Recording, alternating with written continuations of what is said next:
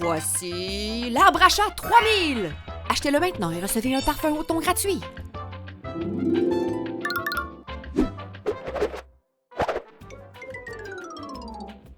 Mais qu'est-ce que je pourrais bien faire? Bienvenue à Les As de la finance, l'émission qui nous apprend à bien gérer son argent. Vous voulez acheter un nouvel arbre à chat, mais votre tirelire est vide? Est-ce que vous me parlez? Notre invité ne sait pas par où commencer pour mettre son argent de côté. On dirait bien que c'est le moment parfait pour lui donner mes trucs pour épargner. Viens me rejoindre, Jean-Chat. Mais comment voulez-vous que je vous Premièrement, il faut mettre son argent quelque part. On peut le garder chez nous, dans une tirelire. Par contre, on peut perdre le compte facilement et oublier combien d'argent on a. Il est aussi plus facile de piger dedans et donc d'accumuler moins d'argent. On peut aussi déposer son argent dans un compte et utiliser les sous quand on en a besoin. Ce n'est pas compliqué du tout.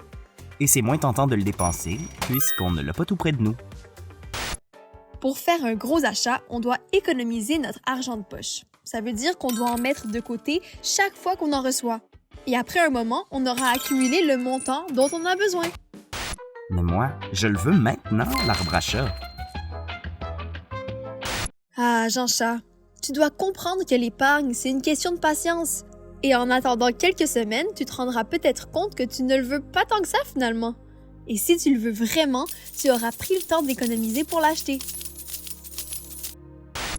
Donc, épargner, ça sert à s'acheter des choses qui coûtent cher. Pas seulement à ça, ça peut payer des projets comme un voyage ou un nouveau jouet, mais c'est aussi pour gérer les imprévus. Par exemple, les adultes épargnent aussi pour leur retraite ou pour les études des enfants. Épargner, c'est être futé avec son argent. Si je veux acheter l'arbre à chat, il va falloir que j'arrête d'acheter des bonbons au thon à chaque jour. C'est un bon début! C'est déjà la fin de l'émission. On se revoit la semaine prochaine pour découvrir les secrets financiers d'un renard qui a acheté 3 immeubles à Sherbrooke. Bon, finalement, mon arbre à moi, il est pas si pire que ça.